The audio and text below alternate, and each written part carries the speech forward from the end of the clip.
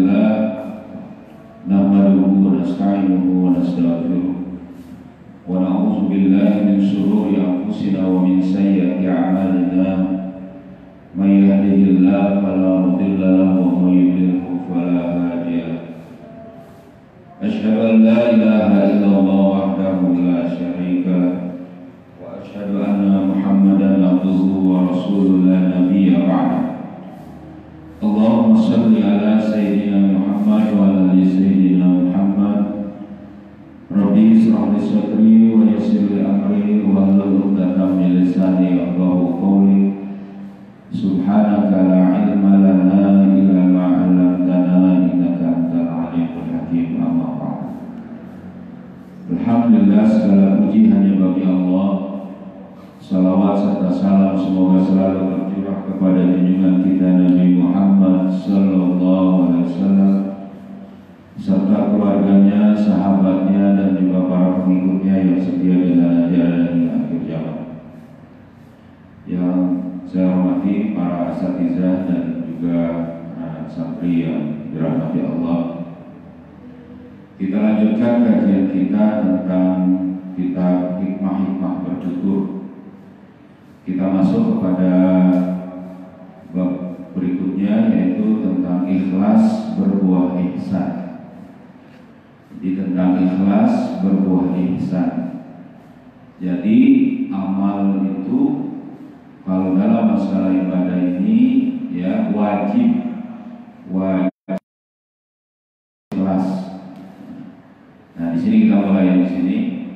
Allah Subhanahu wa taala berfirman, "A'udzubillahi minasyaitonirrajim. Bismillahirrahmanirrahim. Qala fa bi'izzatika la'uwiyannahum ajma'in illa ibadaka minhumul mukhlasin." Qala di sini adalah iblis yang berkata. Jadi ini adalah rangkaian satu ayat yang menceritakan tentang bagaimana iblis diusir dari surga, diusir lalu kemudian dia dikutuk karena dia sombong, karena dia tidak mau tunduk dengan perintah Allah, lalu kemudian dia diusir dan dilaknat, ya, karena dia membangkang kepada Allah. Lalu dia berkata kepada Allah, demi kemuliaan-Mu. Jadi sebenarnya iblis ini juga tahu Allah itu maha mulia dan tidak tidak bisa dibantah di situ. Jadi iblis pun berkata, demi kemuliaan-Mu ya Allah, aku pasti akan menyesatkan mereka. Maksudnya siapa? Anak-anak Adam semuanya. Jadi Allah menerima pada waktu itu sumpahnya iblis bahwa iblis akan menyesatkan manusia. Dalam keterangan lain, dalam ayat lain, iblis itu mendatangi dari depan, dari belakang, dari samping, kiri, kanan, dari atas, bawah untuk menyesatkan manusia, menyimpangkan dari beribadah, menghamba kepada Allah, menjadi selain Allah. Jadi pokoknya menyesatkan manusia. Dia bersumpah, saya akan sesatkan manusia semuanya, katanya. Tapi kata iblis, illa ibadaka minhumul mukhlasin, kecuali hamba-hambamu dari kalangan al-mukhlasin di antara mereka. Jadi dari kalangan mereka yang ikhlas. Dalam tafsirnya Imam Al-Qurtubi menafsirkan kata al-mukhlasin di ujung ayat ini sebagai, ya, kata Imam Al-Qurtubi, yaitu adalah orang-orang yang ditanamkan dalam kalbunya keikhlasan oleh Allah Subhanahu wa taala dalam mengabdi kepadanya. Karena di situ adalah mukhlasin. Jadi dia sudah ditanamkan oleh Allah. Tentu bukan berarti ini kalau tidak ditanamkan oleh Allah dia tidak jadi ikhlas, bukan begitu. Tapi maksudnya di sini Allah menguatkan tentang dalam di dalam untuk beribadah kepadanya hanya karenanya, hanya karena Allah. Nah, bahkan dikatakan di sini betapa tingginya kedudukan al-mukhlasin atau al-mukhlisin ini sehingga iblis pun tidak sanggup untuk menyesatkan mereka. Jadi dia beribadah hanya karena Allah. Ini sama-sama kita ya. Jadi ya sekalian, kita ini berharap bahwa kita ini ibadah menghamba kepada Allah itu hanya karena Allah, bukan karena orang tua kita, bukan karena teman kita, bukan karena misalnya anak kita, bukan karena siapapun, bukan karena harta benda. Niatkan, canangkan dalam diri kita bahwa kita ini beribadah, menghamba kepada Allah, menjalankan perintah-perintah Allah hanya karena Allah. Jadi bukan karena yang lain, dan ini tidak bisa dibantu oleh yang lain. Ini diri kita sendiri, diri kita sendiri. Kalau kita sudah seperti itu, ya, maka pada saat yang sama itu dikatakan iblis pun tidak bisa menggoda kita. Wah susah, ayah susah, ya diusahakan, dicoba. Sahabat Rasulullah SAW, Hamzah bin Abdul Muttalib, paman Nabi, awal masuk Islam pun itu bukan ikhlas. Tidak ikhlas karena dia pengen masuk Islam. Dia itu masuk Islam gara-gara dia ingin melindungi Nabi. Ceritanya mungkin pernah ceritakan, ya kan? Jadi pada saat dia pulang dari berburu, dia kemudian diberitahu oleh pembantunya bahwa keponakan Muhammad diganggu oleh Abu Jahal. Sudahlah berburu gak dapat apa-apa, dia marah. Dia datangi Abu Jahal pada saat Abu Jahal di Ka'bah. Ternyata Abu Jahal itu malah ngomong kepada Hamzah ini waktu masih kafir, saya mengganggu Muhammad. Makin marah dia, dipukulkan panahnya, dicucukkan anak panah ke kepala Abu Jahal. Abu Jahal kaget, loh kok dia marah? Ditanya, apakah engkau sudah mengikuti agama Muhammad? Hamzah bin Abdul Muttalib pada waktu itu berkata, kalau saya bilang tidak, nah saya memang belum Islam memang. Terus kenapa saya pukul? Tapi dia ingin melindungi Muhammad. Iya, saya mengikuti agama Muhammad. Maksudnya untuk melindungi Nabi. Awal pertama itu kata kitab dalam kitab Ar-Rajul Hawla Rasul, ya, Khalid Muhammad Khalid itu mengatakan begitu. Tapi di akhir hayatnya Hamzah bin Abdul Muttalib ini menjadi orang yang ikhlas. Bahkan saat dia syahid, Allah puji dia melalui lisan Rasulullah SAW, Sayyidul Hamzah, Sayyidul Syuhada, Sayyidul Syuhada Hamzah, ya, Sayyidul Syuhada Hamzah. Wa rajulun qala aqama ila imamin jahirin fa nasahahu fa qatala. Pemimpin para syuhada itu adalah Hamzah bin Abdul Muttalib. Jadi kalau dia nggak ikhlas, gimana dia bisa jadi syuhada dia? Nah, jadi mungkin awalnya kita itu juga gitu, mondok karena ibu kita, karena bapak kita, ya, karena abdi, ya kan, karena ayah, ya, karena siapa, ya, kadang juga dipaksa-paksa kali ya. Tapi selanjutnya yang harus diri kita yang menentukan. Ini bagian dari amal soleh kita. Kenapa sih? Ini bagian dari amal soleh kita, gitu. Nah, jadi orang yang ikhlas ini kembali di sini tidak akan mampu digoda oleh iblis. Jadi kita harus mengusahakan tadi ikhlas. Bahkan betapa luhurnya kedudukan ikhlas. Di dalam doanya Umar bin Al-Khattab sering bermunajat, ya Allah, jadikanlah amalku soleh dan jadikanlah ia ikhlas semata-mata karena wajahmu. Jadi menguatkan dirinya, dia beramal soleh dulu, lalu kemudian menetapkan dalam dirinya amal soleh ini karena Allah. Sekali dia nggak bisa, dia ulangi lagi, terus menerus sampai dia bisa menjadi ikhlas benar-benarnya. Jadi dengan ayat juga gitu. Jadi kita ini sedang berusaha untuk terus menuju menjadi orang-orang yang ikhlas. Kadang ada aja, wah pengen, ada nggak enak gara-gara ini, wah pengen karena ini. Betapa agungnya ikhlas dalam amalan seorang hamba. Para ulama menaruh perhatian yang luar biasa dalam masalah ini. Banyak buku diterbitkan hanya untuk membahas seputar masalah ikhlas. Lanjut di sini ya. Ikhlas pelakunya disebut dengan mukhlis. Orang yang ikhlas itu mukhlis. Adalah kata yang sering kita ucapkan dan kita dengar. ikhlas sering didefinisikan oleh para ulama dengan beramal semata-mata karena Allah. Jadi kita ini melakukannya karena Allah. Sudah, walaupun berat ya, karena kita ini beramal karena Allah. Ya usahakan, gitu ya. Ikhlas adalah amalan qalbu, jadi di hati. Hukumnya wajib tadi. Jadi kalau dia beramal, sholat, dia harus ikhlas, wajib. Kalau dia nggak ikhlas, sebenarnya dia dosa karena tidak ikhlasnya dulu.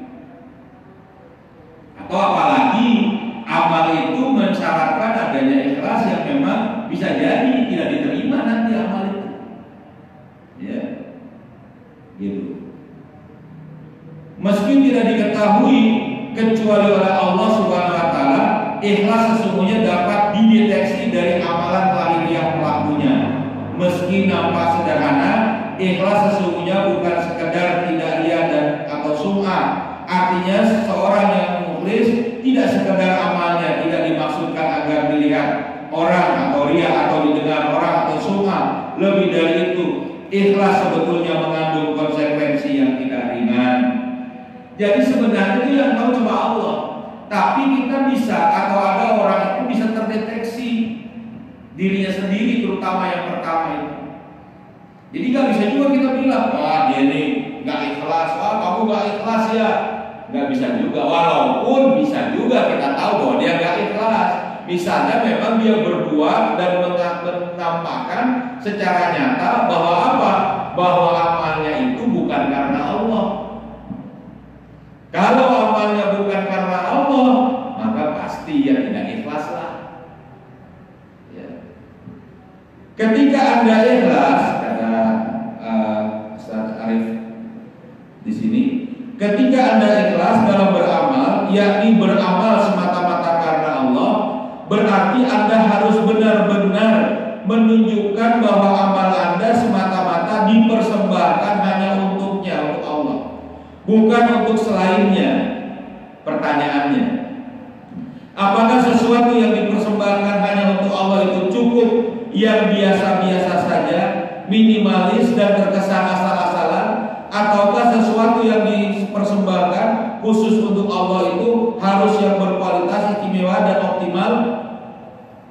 Nah, jadi kita ini akan terlihat dalam diri kita sendiri, terutama saat beramal karena Allah itu, saat beramal ikhlas itu benar-benar kita berikan kepada Allah. Ketika seseorang mempersembahkan sesuatu hanya khusus bagi orang yang dicintainya, ia tentu akan mempersembahkan yang terbaik dan istimewa untuknya, bukan yang biasa-biasa saja, apalagi yang berkualitas buruk. Demikian pula dengan ikhlas, yang mempersembahkan amalnya hanya untuk Allah penciptanya, ia hanya akan mempersembahkan amal terbaik dan istimewa untuknya. Walhasil, ikhlas sesungguhnya harus berbuah ihsan, yakni melakukan amal terbaik sesuai dengan yang Allah kehendaki. Jadi deteksi ikhlas itu, amal itu ihsan. Apa amal ihsan itu? Dua syaratnya. Yang pertama, ikhlas itu sendiri karena Allah. Yang kedua, sesuai syariat. Jadi deteksi ikhlas itu sesuai syariat. Contoh, seseorang misalnya dia melakukan sholat, saya ikhlas karena Allah, sholat subuh. Karena sholat subuh yang sebenarnya cuma 2 rakaat, dia masih seger bangun pagi-pagi, saya ikhlas karena Allah, saya pengen sholat subuh 3 rakaat saja. Boleh nggak? Enggak. Saya sholat zuhur 2 rakaat saja, saya capek, tanpa dia misalnya uzur atau tanpa dia misalnya sedang safar atau dalam kondisi yang dibolehkan rukhsah misalnya. Nggak boleh, harus sesuai syariat. Jadi ikhlas itu tidak ada kata lain kecuali dia mempersembahkan amalnya kepada Allah dan mengikuti syariat. Ada orang, saya ini ikhlas karena Allah, bersedekah. Dia sedekah, dia berikan hartanya kepada orang lain. tapi harta yang dia berikan itu bukan harta milik dia. Dia korupsi, dia mencuri, saya ikhlas, ya bukan punya dia, nggak bisa. Atau dengan yang tidak sesuai, misalnya saat berzakat harus 2,5% dari zakatnya. Ikhlas saya, tapi dia berikan apa? Cuma 1% misalnya. Hartanya banyak, tapi kemudian dia berikan cuma 1% aja udah banyak. Saya ikhlas, nggak bisa ini. Karena ikhlas itu berkaitan erat dengan ihsan, benarnya amal. Jadi deteksi yang ada itu adalah amal itu sesuai syariat. Disinilah butuhnya ilmu, belajar bagaimana kita mengamalkan perbuatan kita dengan ikhlas karena Allah, lalu berilmu, beramal sesuai syariat. Semuanya, baik kita bermuamalah, dengan sesama kita, semuanya harus tahu nanti ada ilmunya. Dan ini adalah sebagai penguat dalam masalah ikhlas. Gitu. Cukup waktunya. Ada lagi yang mau ditanyakan atau ada yang mau bertanya? Silakan. Paham? Memang untuk diskusi ya, bukan untuk ditanya ya, kita amalkan. Jadi kita amalkan, canangkan dalam diri kita bersama-sama. Kita beramal karena Allah, hanya untuk Allah, berikan yang terbaik dari amal kita, dan kita pun pelajari sesuai syariatnya.